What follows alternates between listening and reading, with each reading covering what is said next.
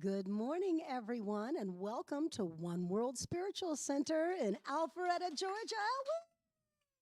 So great to have so many people here live and in person. We welcome all of our friends online. My name is Jennifer Farron. I'm going to be your guest musician today, and we're going to start out with a brand new song, hot off the press, written by moi, called Spirit Work Through Me. Has a very singable chorus, so if you feel like you ingest it and want to sing along the second or third time through, come on. It's like this. I am all spirit enter in. Spirit work through me. Use my hands, use my feet, use my mind, all of me. I am all spirit work through me. And when my soul is feeling weary, there's no path that I can see. I remember love within me, invited to express. Then watch what comes next. I am open, spirit enter in. I am open, spirit work through me. Use my hands, use my feet, use my mind, all of me. I am open, spirit work through me. And when I feel like I am drifting, when I find it hard to breathe, there's a light that shines within me. Power is revealed. Suddenly I'm healed. I am whole. Spirit enter in. Spirit work through me. Use my hands, use my feet, use my mind, all of me. I am whole. Spirit work through me. All the blessings manifesting, all those worries wash away, all the joy is resurrecting, kept at bay. Hey, I am open. Spirit enter in. I am open. Spirit work through me. Use my hands, use my feet, use my mind, all of me. I am open. Spirit work through me. I am open. Spirit work through me.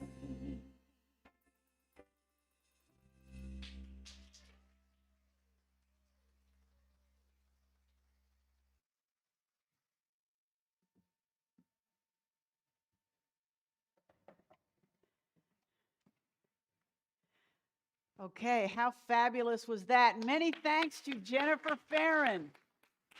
Oh man, it is so nice for several things to be happening at once. Once to be standing here in front of people, to have somebody singing, to have music. We are truly blessed. Thank you so much. Thank you. And again, many thanks to everybody who worked to get these in-person services going, to Tim Rainey, who helped set up, to Ellen and Lori, who helped, to Michael Roussel, who deserves the biggest hand of any of us. Thank you so much. Okay, now, because our spirituality is also a walk in forgiveness, if we have some technical issues, it's okay. We take a breath, and it's okay. We will work through them. Just give us your feedback, and we would love to have you. So I am Melanie Eyre. I'm the spiritual director here at One World Spiritual Center, and I am so glad to see you all here. Happy Valentine's Day. Yes, happy Super Bowl day. Even though somebody tells me the Super Bowl is going to be like at midnight. Is that correct? It's not? Oh, okay. Okay, only because my kids want to eat junk food, and if it starts at midnight, that is not going to work well. They don't care about the game. They don't even know who's playing. But it's just time for nachos. So thank you so much for being here, and I hope you enjoy our service. We have a talk called Love's Faces, and what I'm going to talk about is how God as love manifests in our lives. So I hope you enjoy that. We have another fabulous song from Jennifer Farron, written by her, which is way cool. We're going to hear about what our kids are doing, and we're going to just have the chance to be together in community. These folks here, and also the folks watching and listening online. I want to say hi to our online audience. Thank you so much for being there. It is so fabulous that we can do both in person and streaming. So that is a wonderful gift of technology that we have.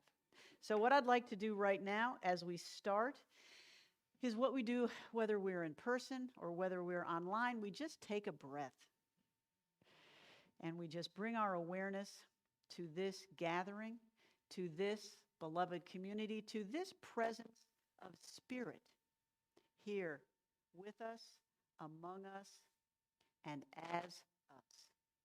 And what I'd like to do is just light this candle as we breathe, as we focus, as we bring our awareness to this right now. This moment where we recognize the flow of the Spirit among us and through us, around us and as us. And we sit in gratitude, in joy, in willingness, and in openness to join together right now in celebration, in awakening, in unfolding. Thank you, sweet Spirit, for all the blessings we have and we bring. And so it is. And so our order of service is a little modified today. And what I'd like to do is I'd like to take this energy we have of awareness and centering and bring it into our prayer time. What we are so fortunate to do every week, whether we're online or whether we're in person, whatever we're doing, is join together in community prayer for ourselves, for our beloved, for each other, for our greater world. So let's just continue to sit and breathe all the way down, just filling your belly, bringing your awareness from your busy mind where all those thoughts just race all day long down to your heart space. And feeling your heart just warm and open in willingness and gratitude as we sit in prayer for each other and for our greater world. So I invite you to join me in prayer. Mother, Father, God, we are so grateful to be here right now, to be in the presence, in the midst, in the arms of beloved community. Community that is indeed a face of the holy, a face of you. We are grateful and we commit to being present. We commit to being the hands and the feet and the voice of the holy here on this plane. To bring a consciousness of peace, of love, of kindness, of renewal and reconciliation to places that are dark, to places where there is pain or violence or fear. May we be light. May we reflect your holy light through our actions, through our words, through our intention. And so it is. And together we say, Amen. So if anyone has a prayer request, be great to hear it. If anybody online has a prayer request, you might be able to put it in the chat.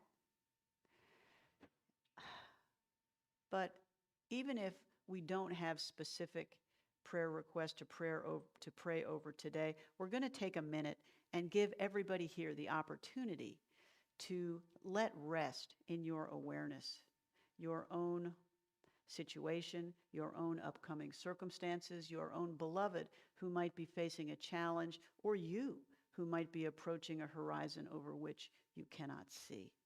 So we just take a minute and we sit in silence and we let our concerns, our beloved, rest in the arms of Spirit, knowing that all is heard, knowing that healing and renewal are coming. I remember Reverend Sidney always used to say, we are grateful, thank you, Spirit, for healing which is here, for healing which is happening. Yes, Ellen.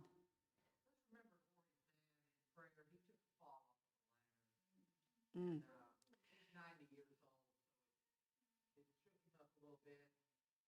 Busted his elbow open, so I'm sure he's got sore. Yeah. Hit his hip, so let's just kind of surround him in healing prayer and Okay. that he's doing better. Okay, Lori's dad, yeah. His name is Charlie. Charlie falling off a ladder at the age of 90? Charlie has some guts. You come from a strong stock. Okay. All right, Charlie. Any other prayer requests from anybody right here? Gay. Yeah. Yeah, your new grandbaby Lincoln. I know his due date to come home is the 22nd. Let's get him home early. Yeah. Okay. Yeah. Is he doing well? Excellent. We have seen pictures of Lincoln. He is so cute. He is so beloved, and he was so wished for and hoped for. And he's coming home soon. So for Lincoln and his mom, Christy, and his entire family. All right. So let's take a breath and go to that heart space. Creator God, we hold in our hearts and our love and our light Charlie for healing, for strength, for comfort, and for renewal. May he recover quickly from his injuries. May he return soon and fully to the vibrant life that is his. We send him healing energy and light and love for a quick and a full recovery. And for Lincoln and Christy and Gay and their whole family, may Lincoln come home from the hospital soon. He is so beloved. He is so welcomed and has such a full and wonderful life ahead of him.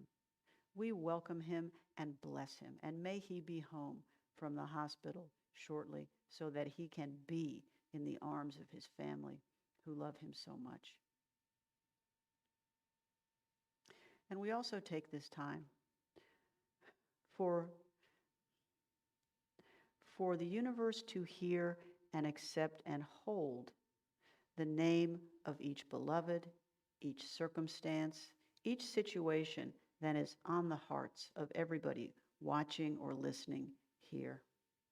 We release our beloved, our own lives, all the circumstances coming up in our lives to you, knowing that when we see no way, the power of the Creator makes a way. We are grateful for strength, for comfort, for healing, for renewal that is to come. And we widen the circle to include all beings, all those neighbors whom we know and all those millions we will never meet, but who are nonetheless beloved of God. May they be sustained. May they be at peace. May they be free from fear and violence and oppression and hunger. May peace prevail.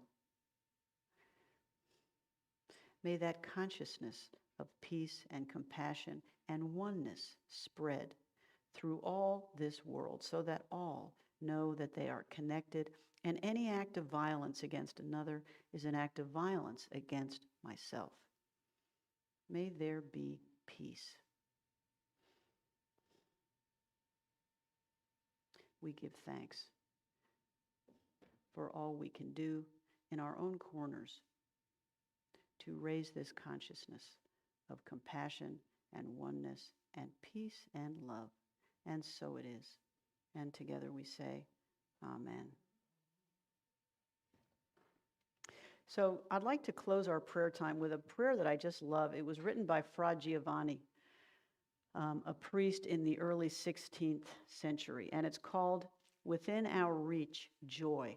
And it's just beautiful. I invite you to listen. There is nothing I can give you which you have not, but there is much, very much, that while I cannot give, you can take. No heaven can come to us unless our hearts find rest in it today. Take heaven. No peace lies in the future which is not hidden in this present instant. Take peace. The gloom of the world is but a shadow. Behind it, yet within our reach, is joy. Take joy. There is a radiance and glory in the darkness, could we but see, and to see, we have only to look. I beseech you to look. Life is so generous a giver, but we, judging its gifts by the covering, cast them away as ugly or heavy or hard. Remove the covering, and you will find beneath it a living splendor, woven of love by wisdom with power. Welcome it, grasp it, and you touch the angel's hand that brings it to you.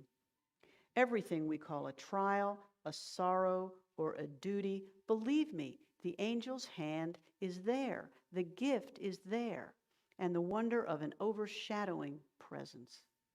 Our joys, too, be not content with them as joys. They, too, conceal diviner gifts. Life is so full of meaning and purpose, so full of beauty beneath its covering, that you will find earth but cloaks your heaven. And so at this time I greet you, not quite as the world sends greetings, but with profound esteem, and with the prayer that for you, now and forever, the day breaks and all the shadows flee away. And so it is.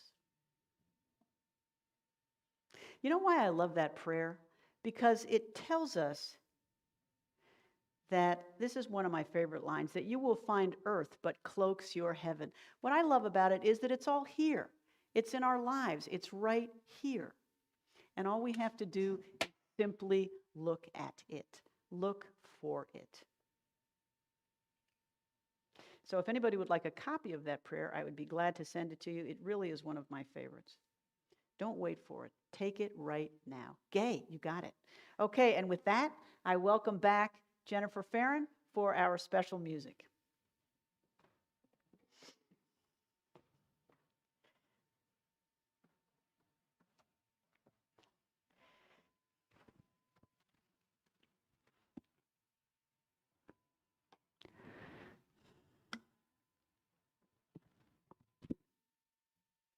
Good morning again. Here's another song hot off the press. I was going to raise my hand during prayer time for a prayer of gratitude because the past 2 years have been, and even the beginning of this year, had been a little bit shaky and weird. But we just watched a Jerry Seinfeld episode the other day where for Jerry, everything balances out. Everything always evens out. And that's how it's been for us in our family and in our household. No matter what's been going on, no matter how traumatic it feels, everything always ends up balancing out. And thank you, God, thank you, Spirit, for the teachings of unity and new thought and all the different faiths of the world that teach us such spectacular truths. And so the song that I'm going to sing for you right now is called Love Song. And it's a love song to me to remember who I am. And so when you hear me saying, I love myself for who I am and who I shall become, I want you to hear that for yourself and to love yourself and for who you shall become. Feel free to clap along. I love myself for who I am and who I shall become. The happy ever after, but occasionally numb. The drama and the playfulness, the energy that flows. The heart that keeps on keeping on and always is aglow. Now there are things I do not ask for that try to shake me from this truth.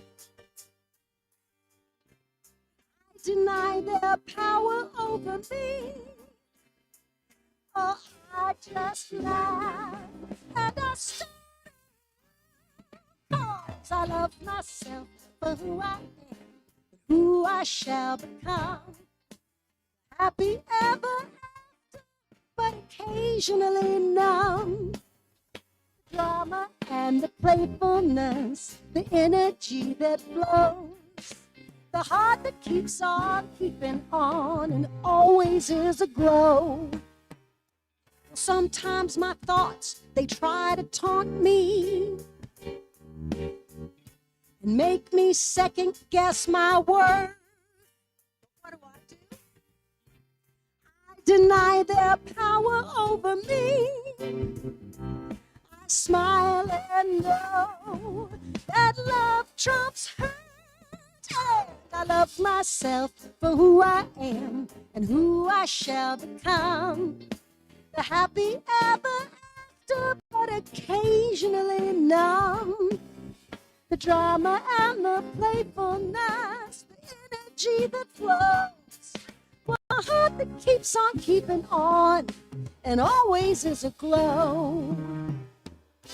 It's up to me to recognize myself. 'Cause when I live my truth, well, there's nothing I can't do.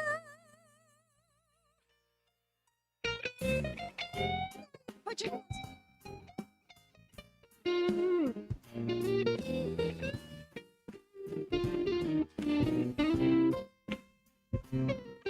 I love myself for who I am, who I shall become.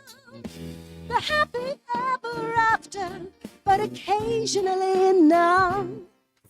The drama and the playfulness, the energy that flows. Well, the heart that keeps on keeping on and always is aglow. The heart that keeps on keeping on and always is aglow. I love myself for who I am in my heart and soul.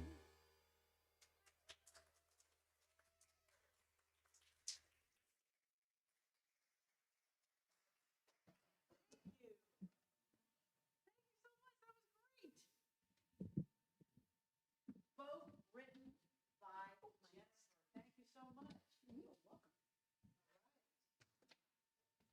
Oops, dropping pencil, sorry about that. Okay. So again, thank you for being here. I'm very glad to see you. The folks here, the folks online, I hope online is working. You're in there? I know because last week I did all the online stuff myself. And I had like screens everywhere and buttons and it was like, it's amazing you get through a service because you're spending your time kind of going between scenes. Yeah, you're spending your time being the tech. So many thanks to Michael for doing that today. So today I want to say again, happy Valentine's Day, happy Super Bowl day, whatever order you want to put that. And I want to talk about love's. Oh, switch to this mic?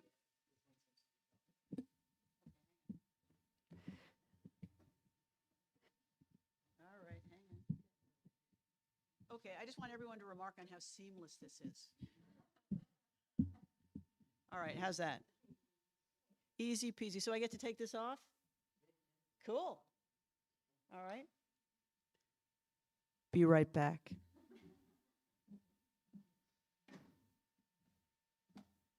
Okay. All right, is this going to work? Excellent. Okay, now see, that worked.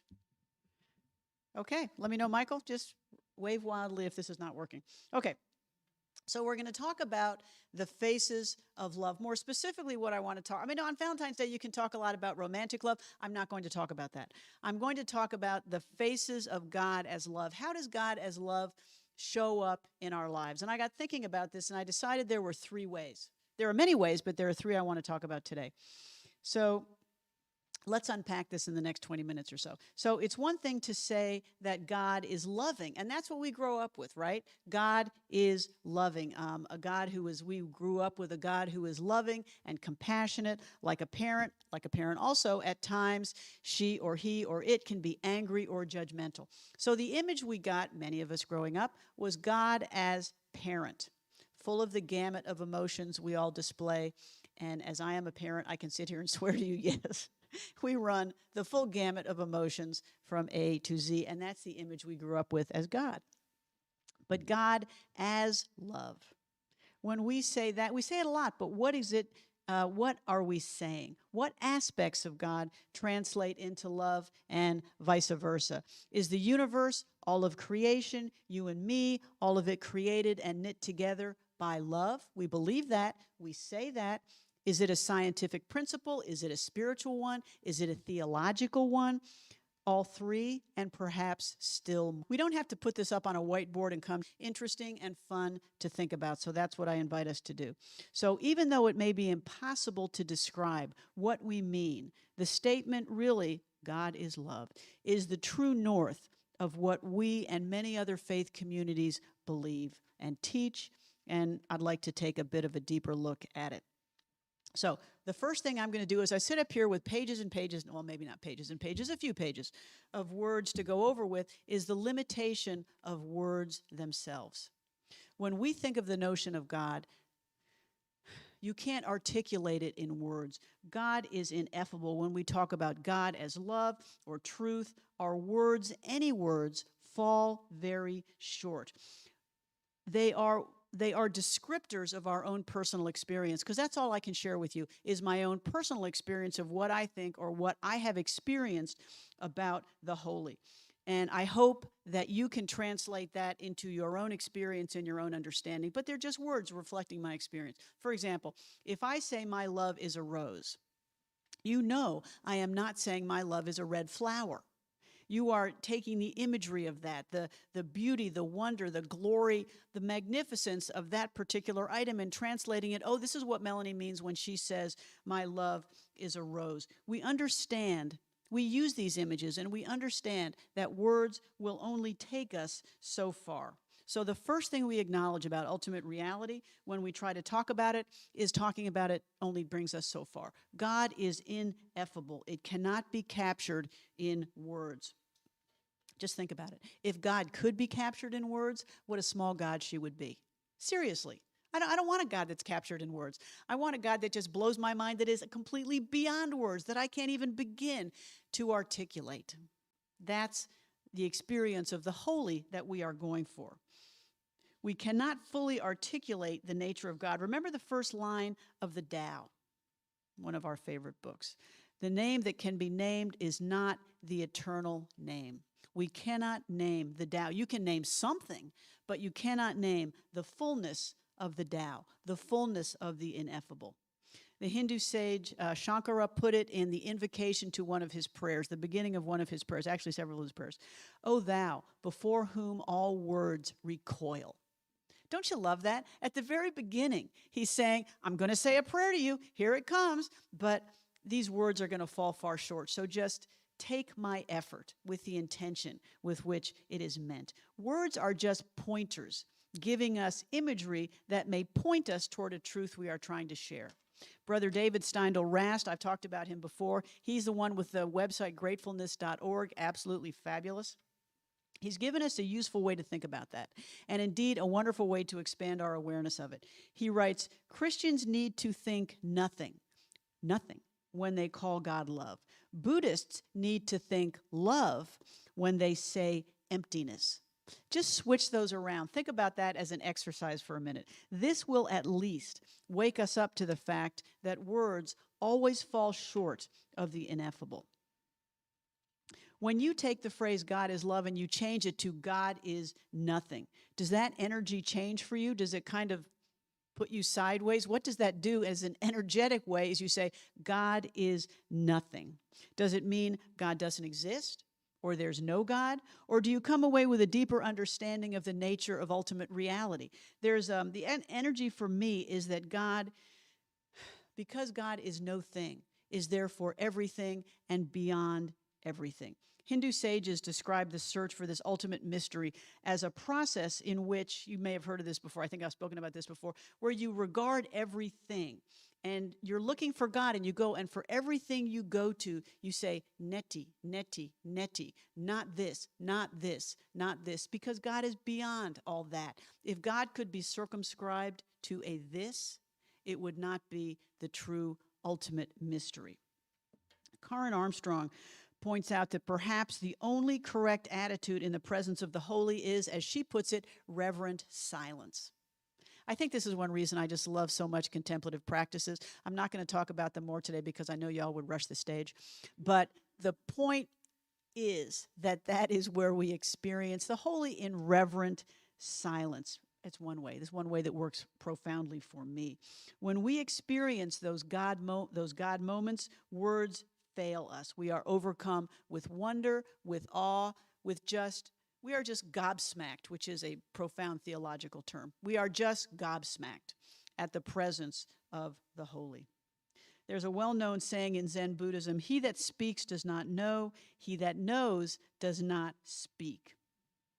Okay, so the first thing we need to acknowledge when we talk about the nature of spirit, by whatever name you call it, God or whatever, is that we are at the heart of ultimate mystery. Even though we are normally very good at describing things, we are not so good at this. Carl McColman, who's a wonderful author and teacher, he's done a ton of work on Christian mysticism. He put it, the deeper you go, the more elusive God becomes.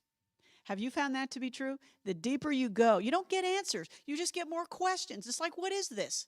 But you just keep going deeper because you know that you are approaching that ultimate mystery, even if it's not full of answers. In the Hindu tradition, and I'm going to call it that even though Hinduism, the Sanatana Dharma, embraces many traditions, the truth at the essence of all things, what we might call God or ultimate reality, is Brahman.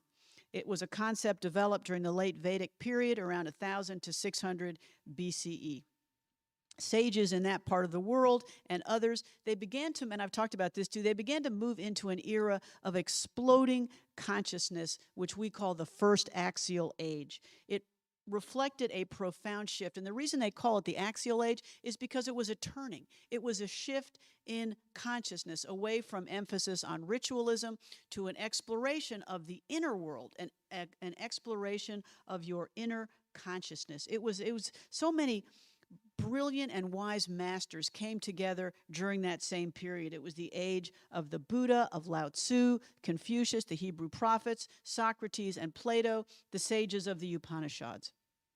The axial sages focused on the expansion of inner consciousness, our own inner landscape. The Mundaka Upanishads teach this wisdom this way.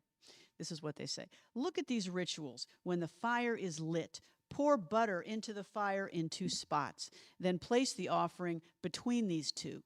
Such rituals are unsafe rafts for crossing the sea of samsara, of birth and death. Doomed to shipwreck are those who try to cross the sea of samsara on these poor rafts. Ignorant of their ignorance, yet wise in their own esteem, these deluded men, proud of their vain learning, go round and round like the blind leading the blind. But those who are pure in heart, who practice meditation and conquer their senses, okay, he said it, not me, and passions, shall attain the immortal self, source of all light and source of all life. And what he's talking about there is just, if you just engage in the rituals, you are missing it. It's not hard to talk about ritual, where you pour the butter or where you place the offering. However, that's not it. Now, if you do it with intention, it can help lead you there, but that alone is not it. In the Christian scriptures, Paul tells us in the book of Romans chapter 14, the kingdom of God is not found in food and drink, but in righteousness and peace and joy in the Holy Spirit. That was a very risky thing for a Jew to say in his time, when there was so much emphasis on ritual sacrifice, when there was so much emphasis on the purity laws, what you ate, what you drank. That was a highly risky thing to say, but he was saying, no, the kingdom of God is not found there. In discussing the concept of Brahman, the Hindu sages encountered the problem that language, as we've talked about, was simply inadequate. So they came up with a I'm not even going to call it a game, but they came up with a practice to demonstrate that. They developed a ritual competition. They called it the Brahmoja, which in essence, it was a match. Think of it like a debate, but not really. It was a match to see if any of the participants could express the true nature and mystery of the Brahman. So I'm up here, someone else is sitting up there, and we're just talking. We just keep talking deeper and deeper truths, until one of us is just struck into silence, because there is nothing we can say that responds to the awesomeness of this truth. So the end of the Brahmaja is always everybody sitting in silence, because there's nothing more you can say. As Karen Armstrong put it, the competitors felt one with the mysterious force that held the whole of life together. When we explore the nature of God, we turn into this mystery. Okay, so what's a useful way to approach it? I've talked about 3 faces. I'm going to do that right now. 3 aspects of spirit is what I'd like to explore, or the activities of spirit that may help us understand more fully the concept of God as love, just a way to kind of get our arms around it. How does the love of God show up in our lives? The first, I suggest, is creation. The first way the love of God shows up in our lives is creation. This wisdom moves past the notion that God created the world billions of years ago, whenever that happened, and then loved it. Instead, love itself was the mechanism of creation. Love is the first mover. Love is the first principle.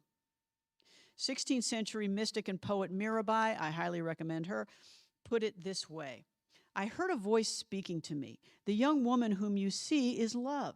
She has her tent in eternity.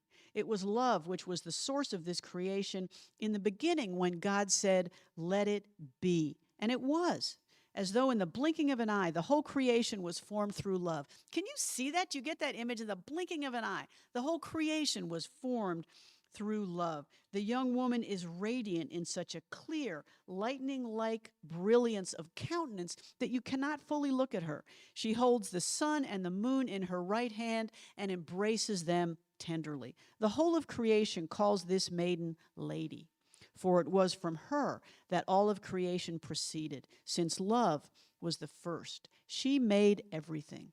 Love was in eternity and brought forth, in the beginning of all holiness, all creatures, without any admixture of evil. Adam and Eve, as well, were produced by love from the pure nature of the earth. I just love the writings of Mirabai, the insights of Mirabai.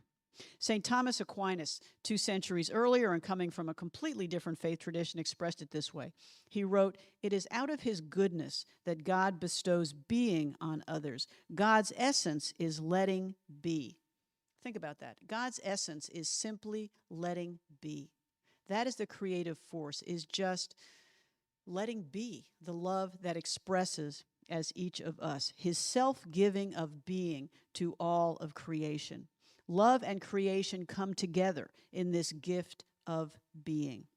This love as creation continues to flow around us, through us, and as us at every moment.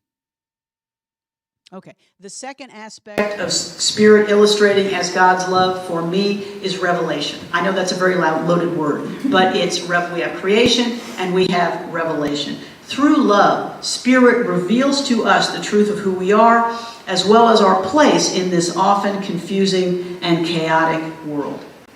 There are several questions which all of us have, and in a sense, as our spiritual journey unfolds, we are trying to answer them. Who am I? Where did I come from? Where am I going? Why am I here? We don't know the answers to these questions. The Venerable Bede gave a story which kind of illustrates how Spirit might approach these questions. He gives us the picture of just imagine this. He gives us a picture of a large, empty, drafty hall. Think of a medieval empty hall, lit and warmed by fires. Outside, there is a wintry storm just raging. That's me raging as a wintry storm.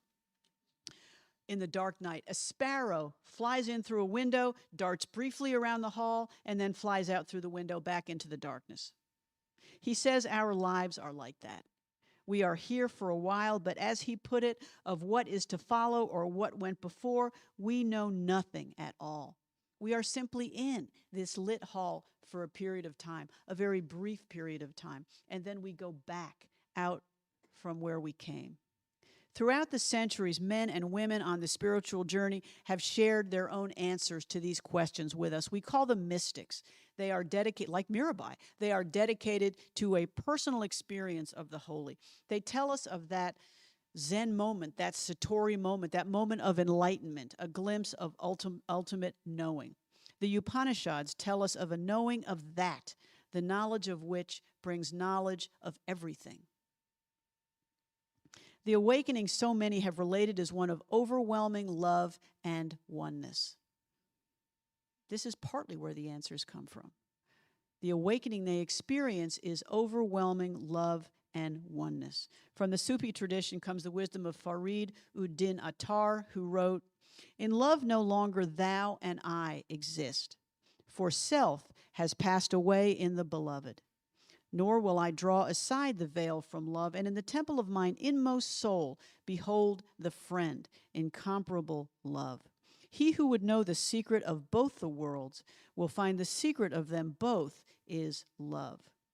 So what is he telling us? In our very essence, as well as the essence of all that is, just lies this incomparable love. Our highest joy comes in knowing it and in experiencing it. It answers our questions, even if it doesn't give us a whiteboard answer. You know, I'm going to heaven, I'm coming from here. It doesn't give us a mind answer, it gives us a heart answer. It gives us the release of knowing the answers on a very deep level when we can see them, when we can ask them through these eyes of love. It answers our questions about who we are, where we are going. We are one with life, with all of life. We come from it, we abide here in it, and we return to it. There's a story told, this is one of my favorites, of the sage Ramana Maharshi as he lay dying of cancer. Just imagine this. Ramana Maharshi is dying of cancer. He's laying there, and he's surrounded by his disciples. And they were begging him not to die, to please cure himself, not to go, just sobbing and upset, just disconsolate. And he looked at them and he responded, "But where would I go?" He's like, where would I go? We're all here. It's all one. We are all right now. He's inviting us to get past the illusion of separation. So the third and the last aspect of spirit I want to explore is reconciliation. We have creation, revelation, and reconciliation. The love of God towards us and through us, it transforms our way of seeing the world. We always talk about seeing all things new, seeing things through eyes of love. That is what we are talking about here. It transforms our way of being in relationship with each other. It moves us closer into relationship with each other, away from this illusion of separation and isolation. The early Christian scriptures urge us to love one another because love is from God. Everyone who loves is born of God and knows God. We are born, it's a great message, we are born in God through love, not through saying we believe something specific, not through adherence to some religious creed, not through following ritual practices, but we are born in God through love. All the enduring faith traditions have love and compassion for others at their very core, realizing that this is the path to peace and joy for us individually and in community. When we can see our world in this way, when we can look out and see ourselves in others, feel that kinship with others, even if we don't know them, even if we've never met them, that is when we are experiencing one of those holy moments. One of my favorite stories is from Thomas Merton, who wrote about such an experience for himself. It happened one day on a street corner in Louisville, Kentucky. Just think about that. He's walking down the street. He's doing an errand. He's going shopping. Who the heck knows? He's not in church. He's not at meditation. He's not praying. He is walking down the street. And this is what he wrote in his book, Conjectures of a Guilty Bystander. In Louisville, at the corner of 4th and Walnut, he remembers where it is, in the center of the shopping district, I was suddenly overwhelmed with the realization that I loved all those people, that they were mine and I theirs, that we could not be alien to one another, even though we were total strangers. It was like waking from a dream of separateness, of spurious self isolation in a special world, a world of renunciation and supposed holiness. The whole illusion of a separate holy existence is a dream. This sense of liberation from an illusory difference was such a relief and such a joy to me that I almost laughed out loud. I had the immense joy of being human, a member of a race in which God became incarnate, as if the sorrows and the stupidities of the human condition could overwhelm me, now that I realize what we all are. And if only everybody could realize this, but it cannot be explained. Back to words. There is no way of telling people that they are all walking around shining like the sun. But that's what he saw. He's walking down the street at the corner of Walnut and 4th, seeing everybody shining like the sun. That's the message. That's the revelation of God's love, telling us that we are all walking around shining like the sun. Each one of us sitting here, each one of us watching, each one of us listening later. Doesn't matter. Even when we don't feel it, even when we are so burdened and afraid, we don't even know what the next step is going to look like. So when we say that God is love, we celebrate Spirit alive in all those aspects that we explored and so many more. Let's share them as best we can, even when description falls short. Because what truly matters is that we each realize at every moment that because of this love, because of who we are, because of where we came from, because of what made us, we are all walking around shining like the sun. And on this Valentine's Day, we should all feel it. And so with that, I'd like to invite Tim Rainey up for our reading. Thank you, Tim.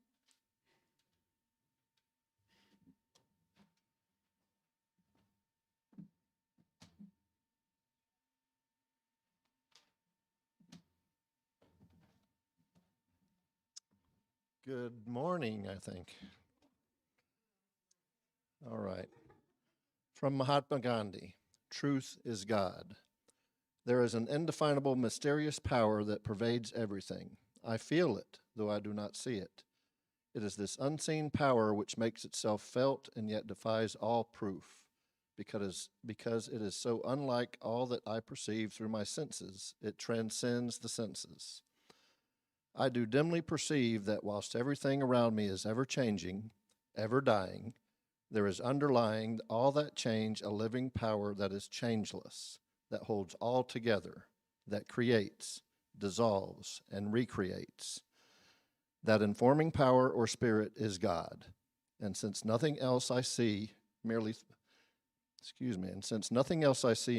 the senses can or will persist, he alone is. And is this power benevolent or malevolent? I see it as purely benevolent, for I can see that in the midst of death, life persists. In the midst of untruth, truth persists. In the midst of darkness, light persists. Hence, I gather that God is life, truth, light. He is love. He is the supreme good. And I'm just going to repeat that. God is life, truth, light. He is love. He is the supreme good. Thank you.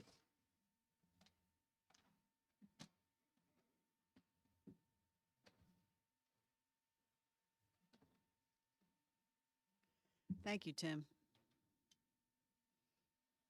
You know, sometimes it's hard to take these concepts and kind of internalize them. You almost have to sit with them it's great when you hear them, it's like, whoa, and then you walk away. At least for me, you just have to kind of sit with them for a moment and realize how rich they are, and just realize how much they support our everyday living as we go forward in days which are sometimes challenging, and we're not quite sure what our next step is going to be.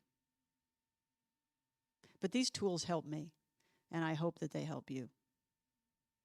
So one of the things that I need to figure out in terms of the in-person and the remote is we've had some prayer concerns over the chat, and I'd just like to take a minute and have us hold in our hearts these prayer concerns. We have a prayer concern for Cheryl's friend Deborah, who is grieving over the loss of her son Michael. And I just want us to hold Deborah and Michael and their whole family and their beloved friends such as Cheryl in our hearts as they as they grieve, as they suffer, as they sometimes perhaps don't see a way out. We also have a prayer for peace in Ukraine, and I know we all believe that. We are all holding that in our hearts, that wisdom and peace will prevail there. So as we go forward, let's just hold those, Deborah and Michael, in our hearts. Let's just take a second and hold those two prayer concerns. Sending light and love and healing energy to Deborah and her family and her friends, Cheryl and many more. And to Michael, bless his ongoing journey as he is in perfect light, perfect peace, gratitude for his life, for the gifts and the love that he shared. May that family be healed and well, and may they find peace. And we pray also for peace in Ukraine and throughout the world. That is a particular hotspot of which we are all very aware.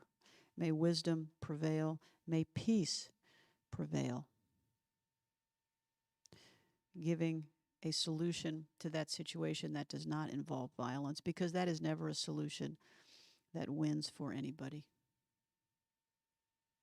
May there be justice and peace in the Ukraine and around the world. And so it is. So what I'd like to do now is give everybody an opportunity, and I sometimes forget this, and I shouldn't.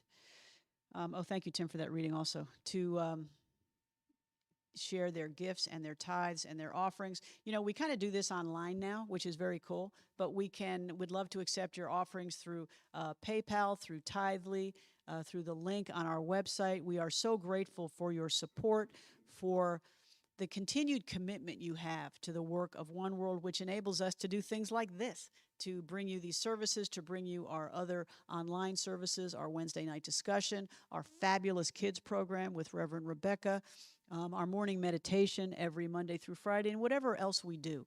It is purely through your support, and we are very, very grateful. Thank you so much. So we are very grateful for that. I want to tell you a little bit about our kids program. Last week, this was way cool. On our online service, our first online service of the month, Reverend Rebecca gives us a video, which is very fun. And she was giving us a video last week about what she was doing with the kids. The topic for today, she tells me, is love to forgive. She's just fabulous. The kids are so positive about the work that she does. It is such a wonderful weekly space for them to be together, to advance their own spiritual journey, to share with what's going on. We are so grateful to Reverend Rebecca for everything she does for our kids program. So she writes, still using the faculty of love, we will learn to happily and lovingly forgive, then release and keep moving forward. Thank God and be happy that we have that choice so that we can love to forgive. She's going to give them an affirmation, which is, I love to forgive. And she's going to teach them to smile as they say it 3 times. Now, how cool is that? I love to, that could just change your energy in and of itself, is just smiling and saying, I love to forgive. So thank you to Reverend Rebecca, and thank you to each one of our kids. Okay, so we do have some announcements. They are in the newsletter. I encourage everyone to read the newsletter. I'm trying to put a little message in the front of the newsletter every week, kind of tell us what's going on. So next week, we're also going to have an online service, as we did last week. On February 16th, Community Circles, Wednesday at 7 o'clock to 8:30. Ellen and Lori are leading that one. Lori's going to do a really cool game with cards. It's going to kind of tell us what the topic is we're going to talk about.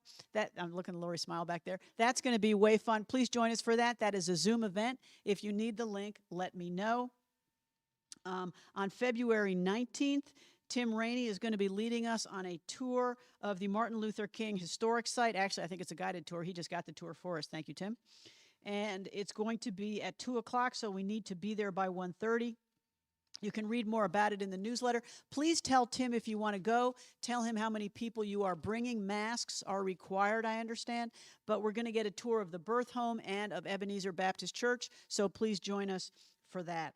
There are also, we also have our morning meditation Monday through Friday, 10 o'clock. You are more than happy to join that. We have our own little kind of meditation Sangha. It's a beautiful daily practice if you want to get on the Zoom. And many thanks to Lori Rich Fox for putting it up on YouTube and our website every day. There's also some partner events in our newsletter. You can read about them. One of the things I'm still working on putting together is a tour of Ignatius House. I've got a few people who want to go. We have no specific date yet, but if you would like to join us for a tour of Ignatius House, that fabulous resource on Riverside Drive, please let me know, and I will work out a date that works for everybody. Okay, am I missing anything? Any other announcements? Tim, anything on the chat? Any announcements on the chat? Nothing? Okay, we're good? Okay. I want to thank you for being here. I'm going to close with a beautiful prayer and a benediction, and it's adapted by Unitarian Universalist minister John Gibb Millspaw from the Karaniya Metta Sutta of the Pali Canon.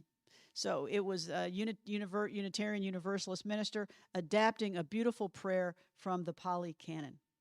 So I invite you to listen. As we have been blessed, so we bless one another to be a blessing.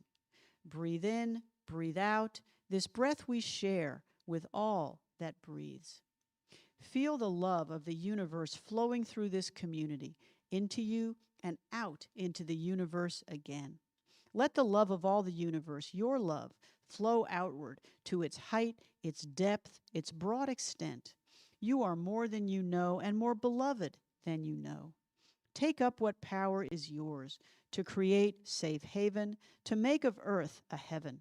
Give hope to those you encounter, that they may know safety from inner and outer harm. Be happy and at peace, healthy and strong, caring and joyful. Be the blessing you already are. That is enough, and so it is. And so on this Valentine's Day, we leave you with this thought. Be the blessing you already are. So thank you so much for joining us. We are done. To our online audience, thank you so much. And we will see you next week, if not before, online. Thanks again.